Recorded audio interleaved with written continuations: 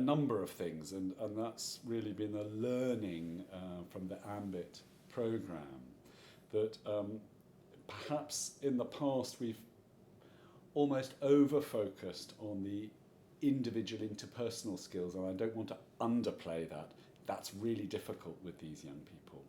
But as well as the face-to-face interpersonal skills, how to talk to a young person so that they experience you as genuinely and authentically understanding them, as having a picture in your mind of their life that they can begin to recognise something of themselves. I don't want to underplay that, but I think the things for people in this field to think about are that if you're not also constructively, actively and systematically thinking about how you create a team around you that can hold your mind in mind, so that teams take each other's minds, if you like, as seriously as they take the minds of the young people that they're each individually trying to work with. That's one other element. And then the third element of what to keep in mind is, as a team, how are we systematically addressing ourselves to the wider interprofessional network and the informal networks out there, so that rather than contributing to what we would say is the inevitable disintegration of these very complicated multi-agency, multi-professional systems, that our team sees part of its working role as being to bring things together, not to recreate the kind of broken, warring families that many of these young people come from, by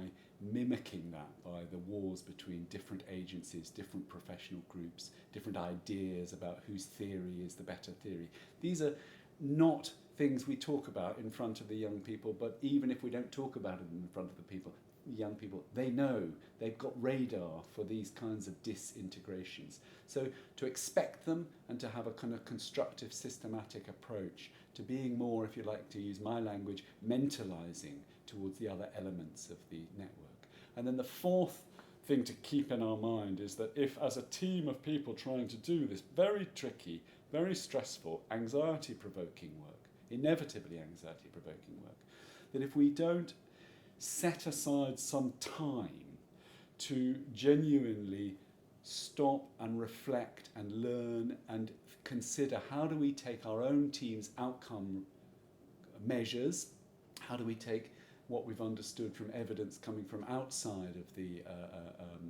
team in the wider academic field, and how do we continuously adapt and change our practice so that we don't just keep doing the same thing because we're too exhausted or worried to think about changing, but we create a team that becomes curious about its own practice, that, if you like, mentalizes its own practice. That's why we have a great emphasis in AMBIT that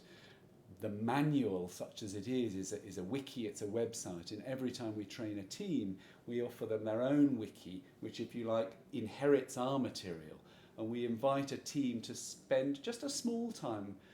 maybe once a month, maybe every couple of weeks. Some teams do it more often than that. But that there is some time set aside for the team to manualize little elements of its own practice. It's just a small exercise. We think a team manualizing itself is the nearest equivalent to a team mentalizing itself. A team doesn't mentalize. It's only one mind that can do this thing called mentalizing. But as a collection of people, if we come together and argue and disagree and come accommodation of how we're going to deal with the next time a problem like this comes up, it's that we think is a very essential part of creating a sustainable way of working for these kinds of populations.